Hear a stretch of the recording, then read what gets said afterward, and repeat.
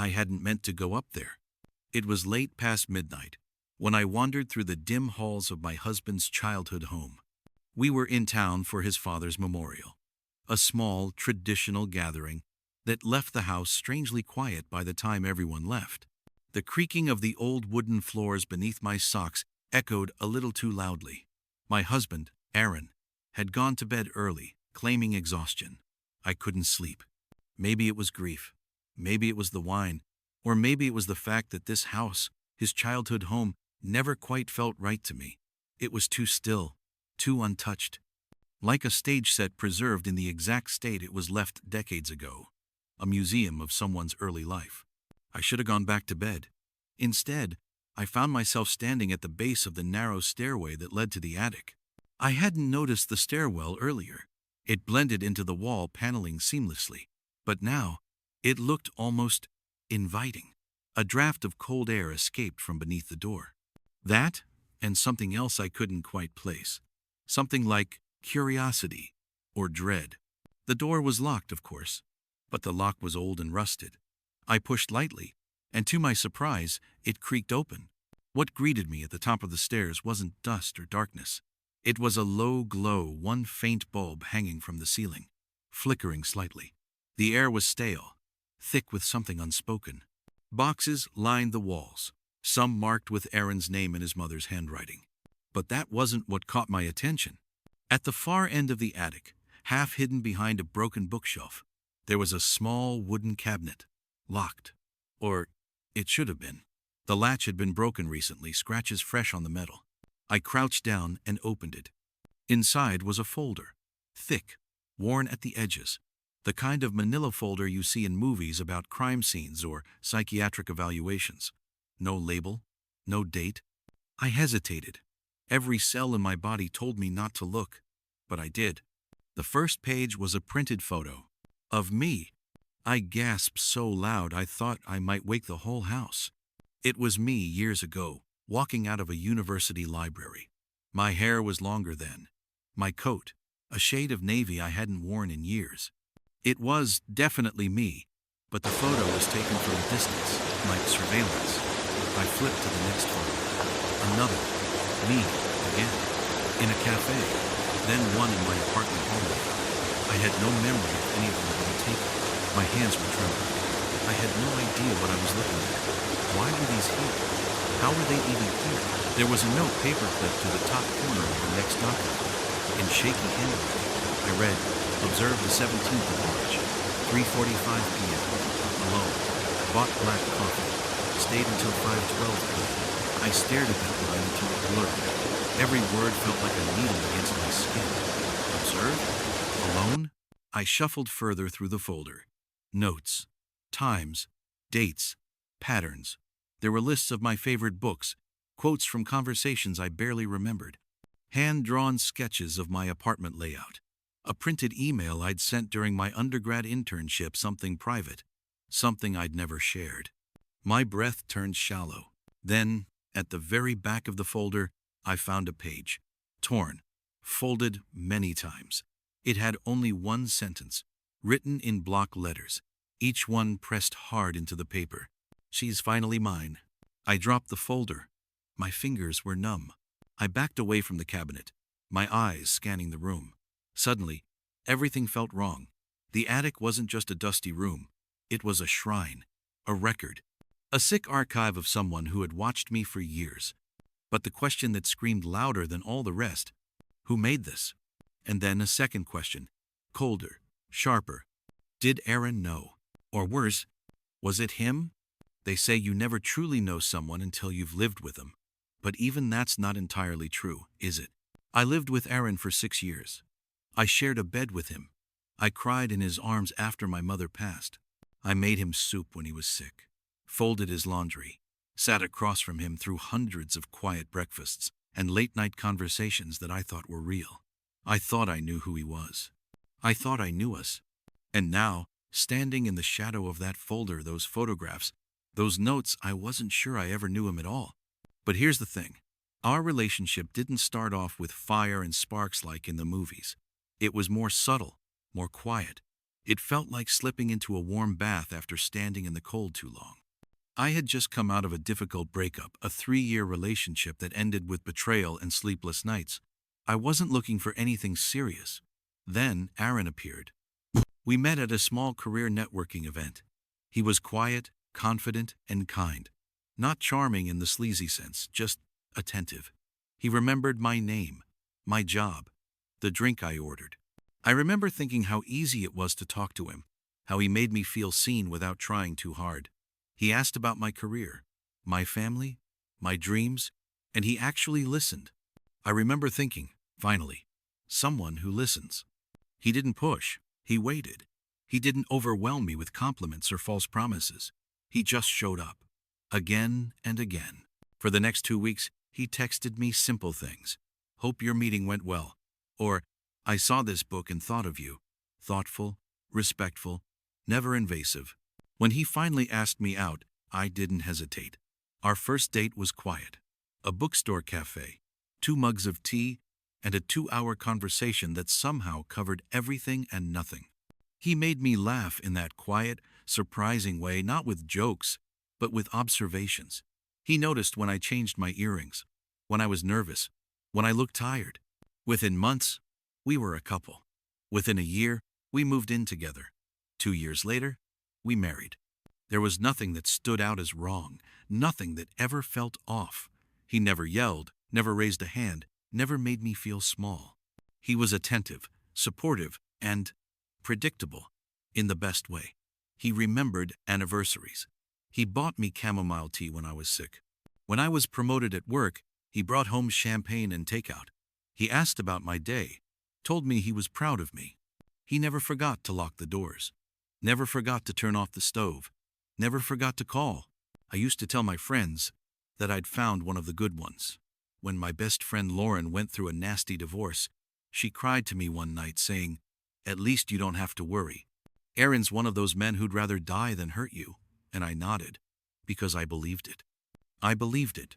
When we talked about starting a family, he was enthusiastic but never forceful. He said he wanted kids, but only when I was ready. I remember thinking how lucky I was to have found someone so considerate. He didn't pressure me when I wasn't sure. He just held me, kissed my forehead, and said, "Whenever it's time, we'll know."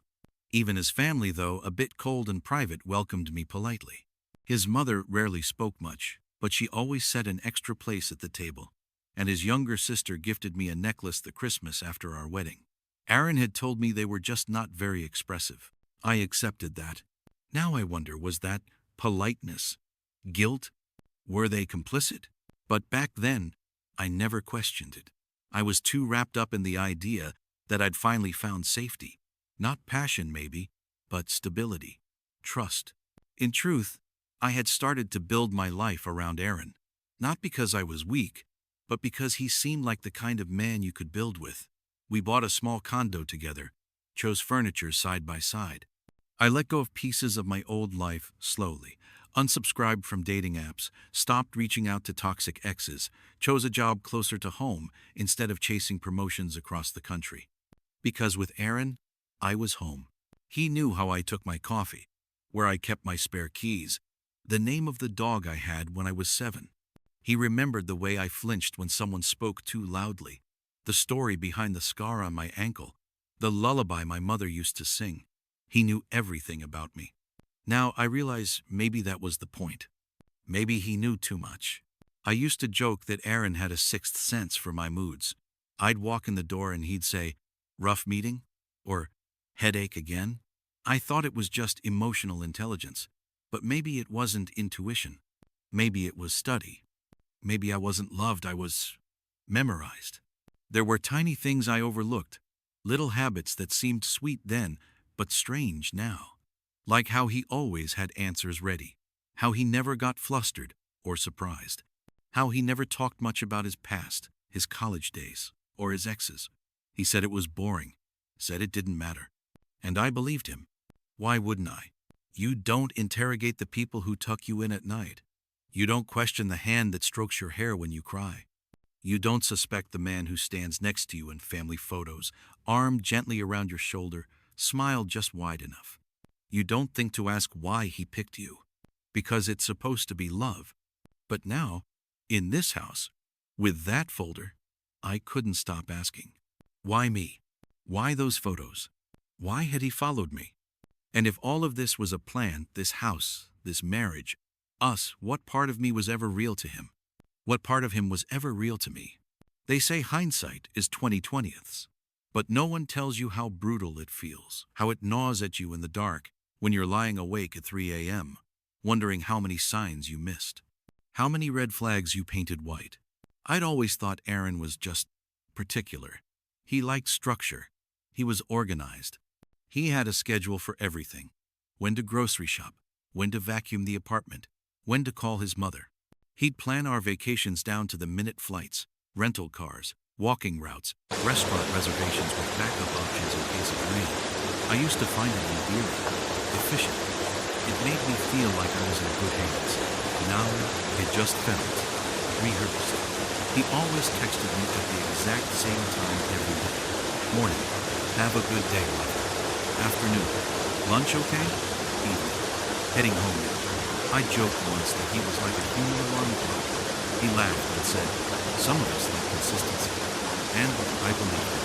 But consistency wasn't the same as calculation. There were other things, two smaller things I buried under the weight of my own comfort. He never liked it when I changed my routine. If I stayed out late with friends unexpectedly, he'd get quiet. Not angry, just withdrawn. He'd ask how many drinks I had, who I was with, what we talked about. He always couched it in concern. You know, I worry when you're out late. I chalked it up to protectiveness. If I moved things around in our apartment, reorganized the bookshelf, switched where we kept the olive oil, he'd put them back without saying a word. The next day, everything would be where he'd left it, as if my decisions were temporary, as if I was playing house, and he was restoring order. He had passwords for everything, which, fine, we shared access. But he also changed them often. I used to think he was just careful. People get hacked all the time, he'd say. I work in finance. I have to be cautious. I nodded, not wanting to be the paranoid wife.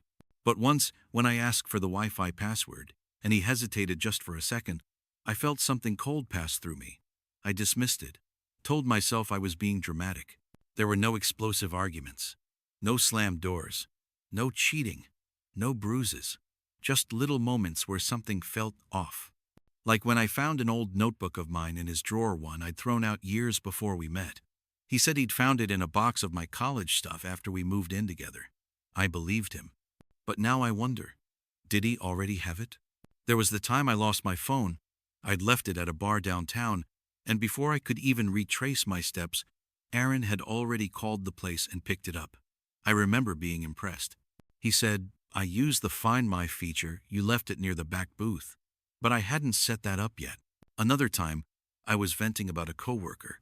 I hadn't told Aaron much, but he interrupted me mid-rant and said, is this the one with the weird mole on her cheek? I froze. I never mentioned that detail. I laughed it off. He brushed it aside.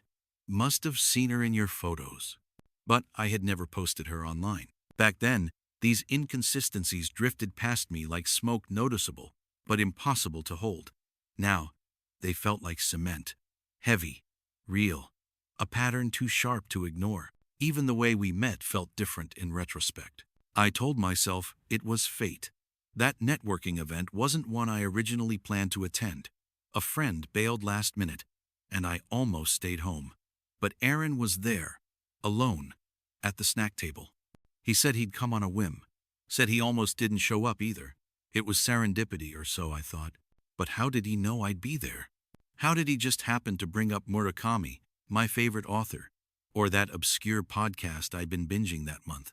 How did he guess so easily that I preferred ginger tea to coffee, that I hated the sound of chewing, that I double-checked locks before sleeping? I called it compatibility. I called it chemistry. But now, I call it research. I remember one night, maybe a year into our relationship, we were lying in bed, and I asked him if he ever believed in soulmates. He smiled and kissed my forehead. I believe there are people we're meant to find, he said. Some people search forever. Others know from the beginning. His voice was soft, loving. But there was something else there. Something firm, final. Like he wasn't guessing. Like he already knew. The memories started flooding in. Unstoppable now. How he never liked me visiting his old friends. How he discouraged me from reaching out to one of my exes who tried to reconnect. You don't need people who've already hurt you. How he always suggested we stay in rather than go to public events.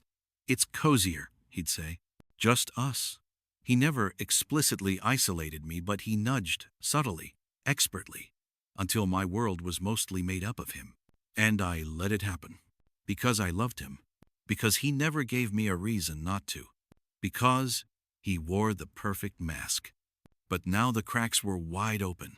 I saw the wires behind the curtain, the scaffolding beneath the set, and I couldn't unsee it. There's a specific kind of grief that comes not from loss, but from betrayal. Not just of trust, but of memory. When every beautiful moment turns suspect. When every laugh echoes with doubt. When even your own instincts feel like a lie. I thought I'd built a life, but I'd just been placed in one. Carefully. Strategically. Like a doll in a dream house. And suddenly, I wasn't sure what part of that house I'd ever truly chosen for myself. I didn't open the folder again until the next morning. I had shoved it beneath a pile of blankets in our guest room closet, locked the door, and sat up the rest of the night staring at the ceiling, waiting for Aaron's breathing to change. For him to shift in his sleep, to ask if I was okay. He didn't. He slept soundly, like someone with nothing to hide. I, on the other hand, felt like my skin had been turned inside out. When the morning sun finally bled through the curtains, I told Aaron I had a migraine and wanted to rest in the guest room. He kissed my forehead and said he'd take his laptop to the local cafe so I could have some quiet. He didn't ask questions. He never did because he always knew the answers. When the door shut behind him, I got the folder out. I stared at it on the bed for a long time. My fingers hovered over the flap like it might bite. I already knew what I'd find inside. I'd seen enough. But something in me, a kind of rage wrapped in fear, needed to know the rest. I couldn't walk away from it now. This wasn't just about curiosity anymore. It was about reclaiming my reality. The first document was a list, handwritten, in neat, block lettering. Observations. Year 1. It was like a timeline, a journal, almost, except it wasn't his life he was recording. It was mine. The 14th of March. She wears the same gray cardigan 3 days a week, probably her favorite. The 22nd of March. She eats lunch alone, orders from the vegan cafe on campus, notebook open to pages of fiction. The 2nd of April. Followed her to apartment, Unit 304, 3rd floor, corner window, green curtains. The 9th of April. Watched her through the gym window, treadmill routine, 5 minutes walk, 30 minutes run. Looks tired. I stopped reading. My hands were trembling. He had followed me. He had watched me. For how long? I turned to the next page. It was a crude drawing of my old apartment's floor plan, complete with notes. Keys hang near door. Medicine cabinet. Loose hinge. Back balcony light bulb out, perfect spot to watch unnoticed. There was a Polaroid taped to the page. I was in it. I was brushing my teeth in my old bathroom. The shot had been taken from outside the window. I screamed and dropped the folder. I was gasping, shaking so badly my knees buckled. I had never felt that level of violation before. Not even during my worst breakups. Not during my mother's funeral. This wasn't grief. This was something darker, colder. This was the unraveling of my sense of self. I forced myself to pick it back up, because if I didn't finish, it would own me. The next section was labeled Engagement Phase. That made me want to vomit. Inside were printed transcripts of text messages. Not mine, his, sent from a number I didn't recognize. To people, acquaintances, even strangers. Can you sit at table 9 and take a few photos of the girl in the black coat? I'll pay double if she's smiling. She works at the marketing firm on 8th. Need her schedule, especially lunch breaks. Tell me if she leaves town this weekend. I don't want to miss it. He'd paid people to track me, to take pictures, to gather data. He hired strangers to help him plan how to insert himself into my life. And then came the emails. Printouts from what looked like a dummy email account.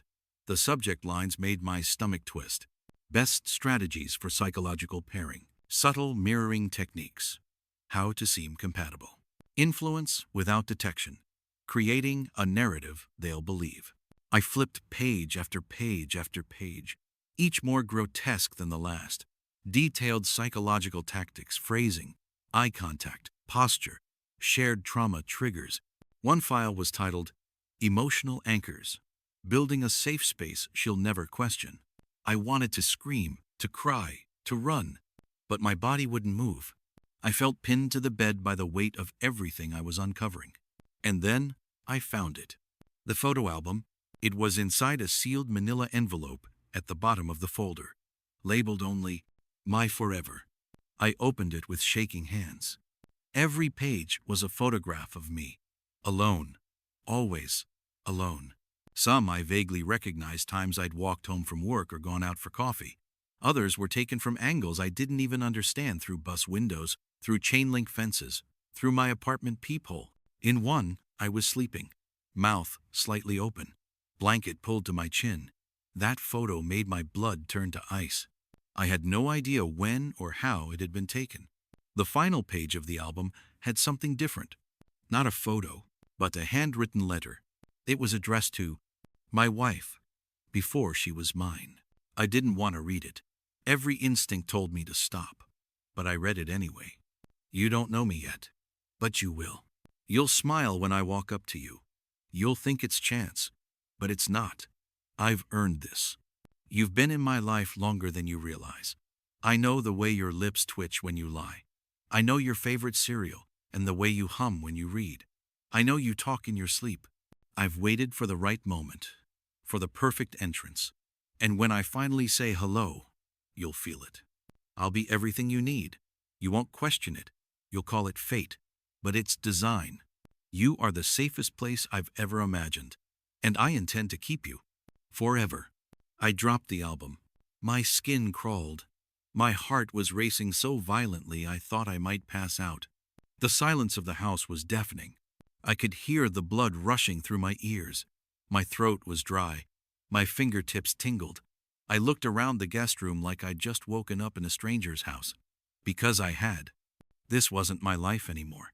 This was a simulation, a performance, a script someone else had written, and I had been the lead actress without even knowing I was on stage. I stumbled into the bathroom and vomited. When I looked at myself in the mirror afterward, I didn't recognize the woman staring back, and all I could think was, who did I marry? I didn't go back into the guest room for hours. I wandered the house like a ghost, every wall now foreign, every object unfamiliar. Even the family portraits hanging in the hallway felt wrong, as if they were watching me, quietly complicit in the horror I'd unearthed. I couldn't think. I couldn't breathe. I couldn't scream. But I couldn't leave either. Not yet. Not without understanding the full extent of it. The album, the letter, the emails, the timelines.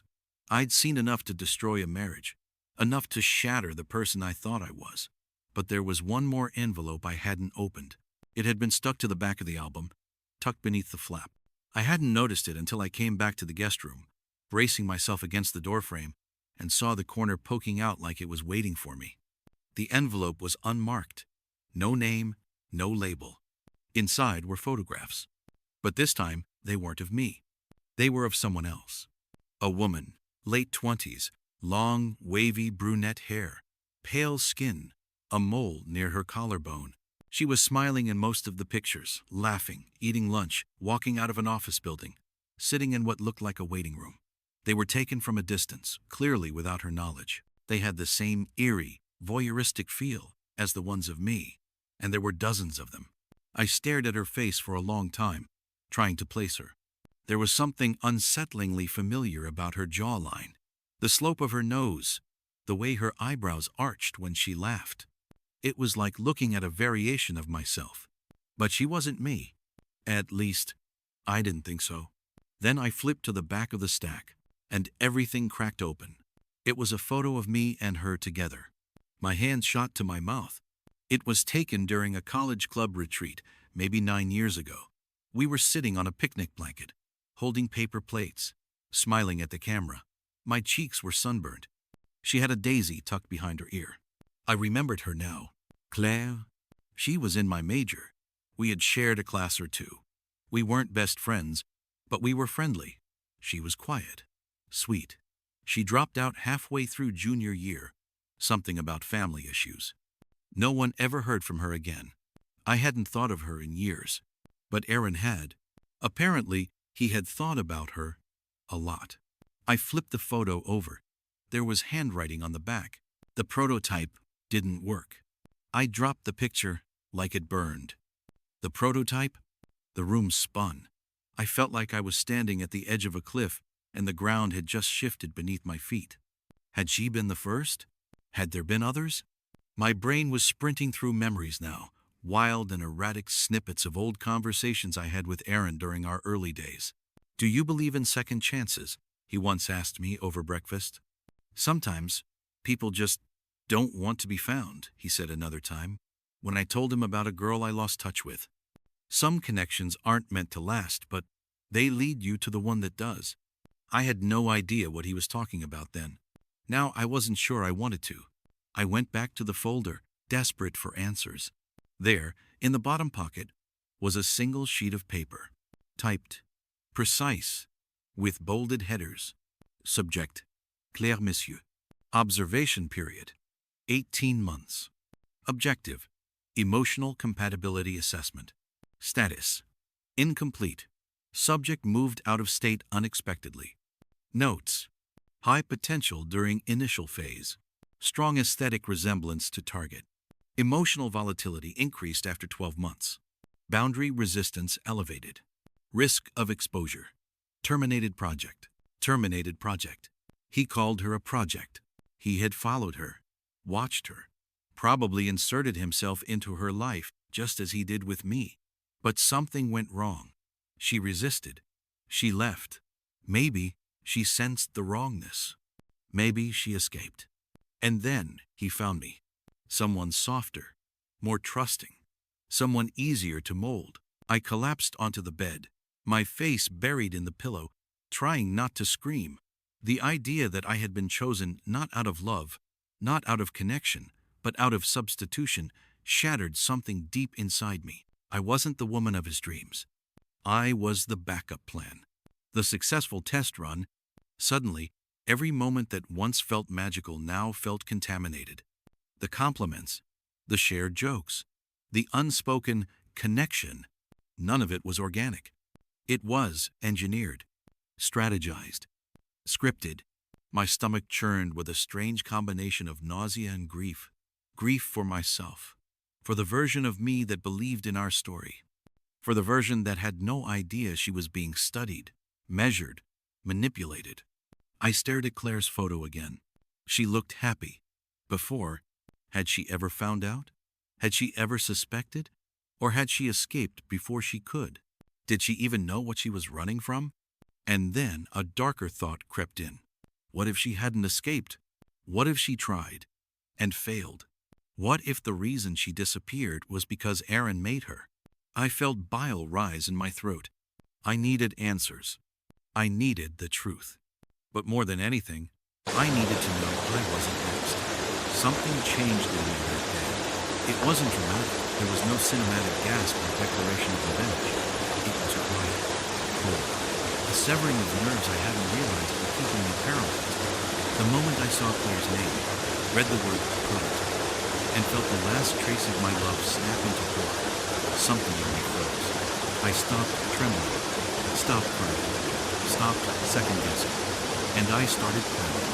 I couldn't confront Aaron like that.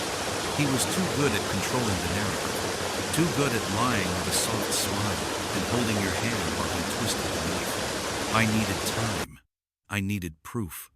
I needed to get ahead of him before he sensed the shift in my energy. So, I became someone else. Someone he didn't expect. Someone he didn't recognize. I greeted him with a kiss when he came home from the cafe that afternoon. Told him the migraine had passed. Asked about his day. I let him cook dinner. Let him rub my shoulders.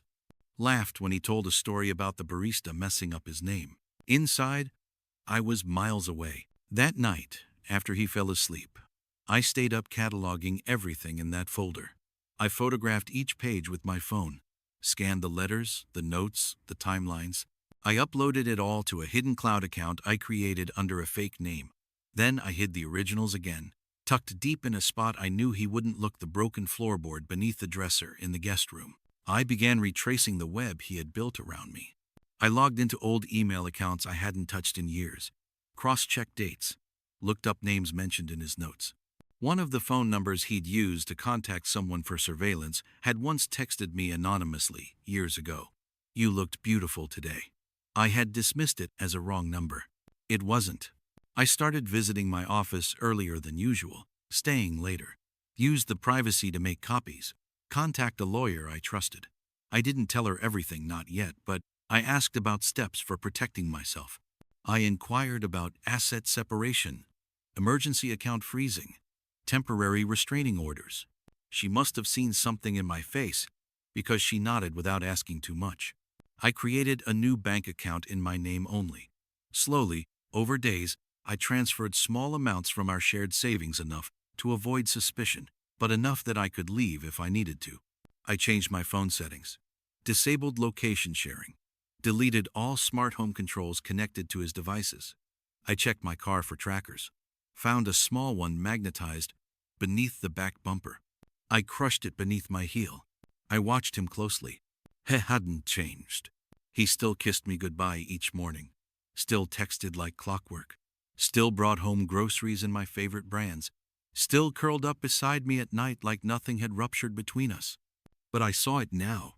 The performance, the design, every gesture, every word, calibrated to maintain a facade of intimacy. And I played along. I played it so well that he never noticed I'd stopped responding to his touches with anything real. He didn't notice that my eyes were scanning, measuring, memorizing escape routes, that I'd moved my birth certificate and passport into my office drawer downtown. There were moments I nearly broke. Once, while he was in the shower, I stood in the hallway watching his silhouette through the frosted glass. So normal, so domestic. He was humming. My heart pounded so hard I thought I'd faint. Because for a second, just one, I saw the life we could have had. If he had been real. If I hadn't been a project. But that version of reality no longer existed. So I burned it. I stopped calling my parents. Stopped confiding in friends. Not because I didn't trust them, but because I knew Aaron had ways of finding out things I said.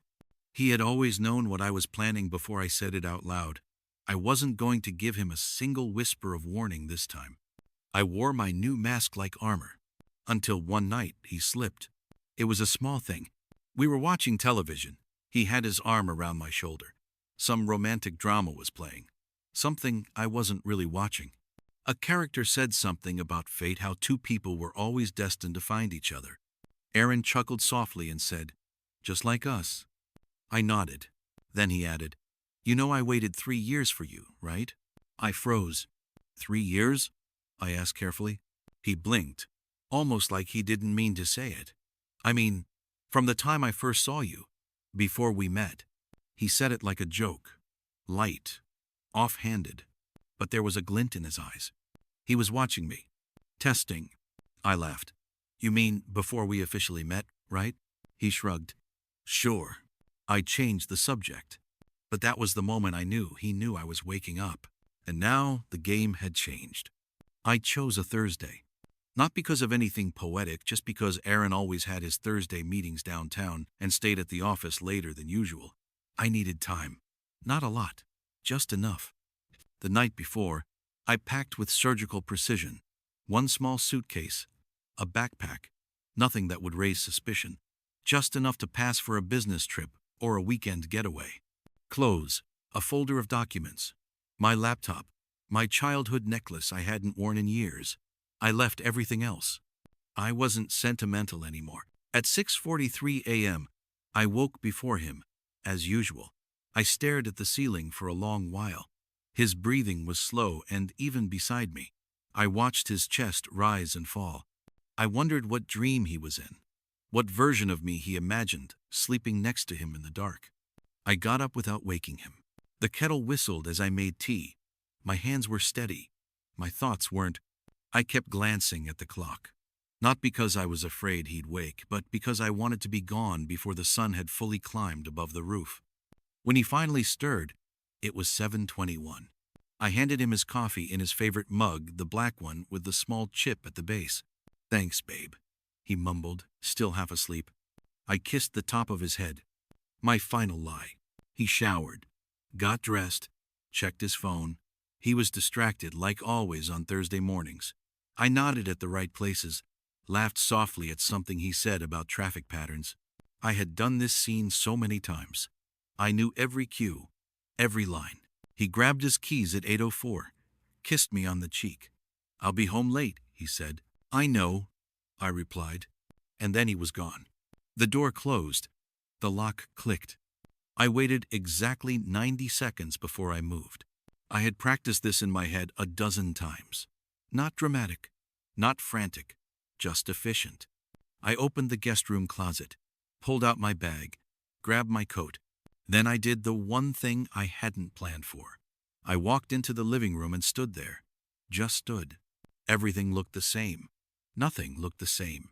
The framed photos on the bookshelf, us smiling in Spain, on our wedding day, at my cousin's baby shower. Lies, all of them. Or maybe they had been true for me. I reached out and turned one of them face down. Then another. And another. I didn't want him to see our smiles when he came home. Didn't want him to imagine that I'd left with regret. Because I hadn't. Only then did I open my laptop and type the letter. It was short. "Aaron, you told me once that you waited for me. I know now what you meant. And I know what you are. I am not your project. I am not your prize. You never truly had me because you never earned me. By the time you read this, I will be gone. Don't look for me. Don't call. Don't try. If you ever truly loved me, you'll let me go. Her, not yours." I printed it, left it on the dining table. Then I picked up my bag and walked out the door.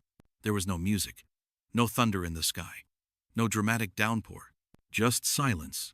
The hallway was empty. The elevator took longer than usual. I watched the numbers blink. 6, 5, 4. Each floor down felt like peeling off another layer of him. When I stepped outside, the air was cool, crisp. It hit my lungs like truth. I didn't look back. Not once. Not even when I heard a voice in my head whisper, "What if he's watching you right now?" Because maybe he was. But this time, I wasn't afraid. This time, I was watching him too. It took him 3 days to find me. I thought it would take less. I had shut everything down, changed my number, moved into a short-term rental under a different name, paid in cash. I used public Wi-Fi, turned off my phone's GPS, disabled every app that once tracked my every move. I even parked my car in a different zip code. But on the third night, the doorbell rang. It was 9:17 p.m. The knock was soft, polite, like he was visiting an old friend, not hunting down the woman who fled him.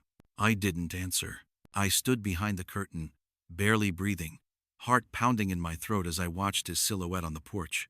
He wore his navy peacoat, the one I bought him. His posture was relaxed, too relaxed. He looked up at the second-story window, and for a moment, I thought he was staring directly at me. Then he spoke. "I'm not here to hurt you." He didn't raise his voice. He didn't beg. He said it like a statement of fact, like it should be obvious. "I just want to talk," he continued. "Please. 5 minutes." I didn't move. He waited.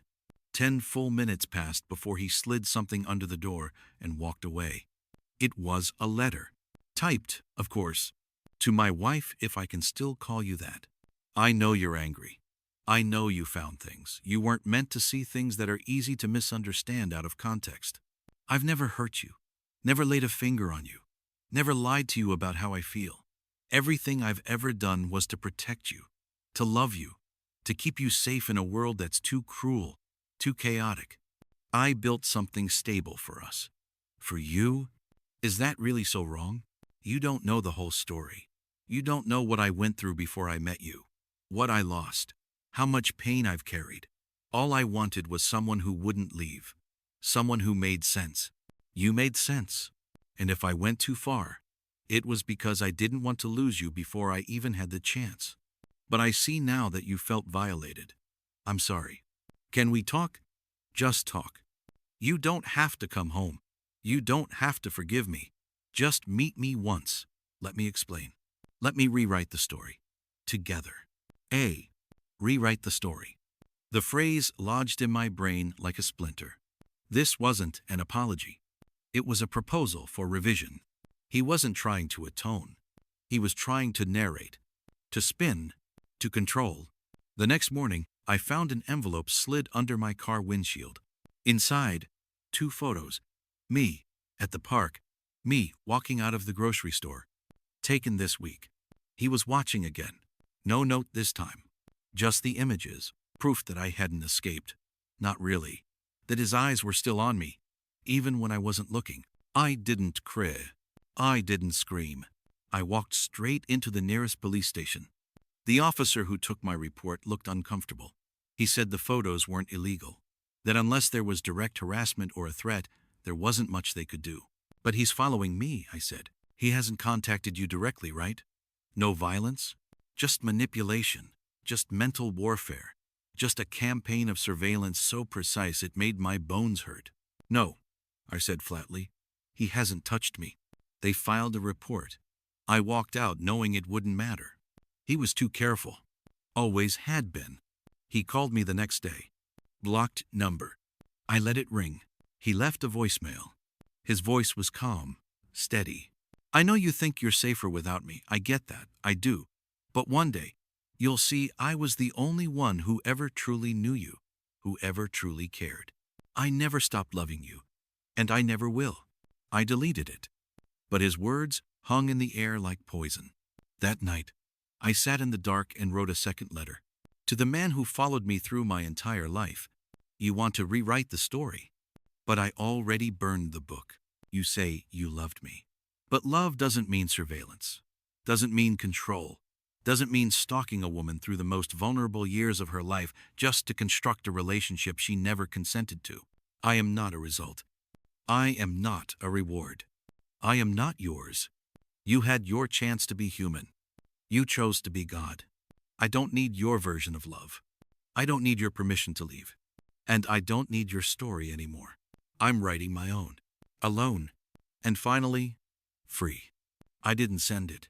I didn't need to. Some letters are written only for the soul to hear itself speak. And when I finished, I slept.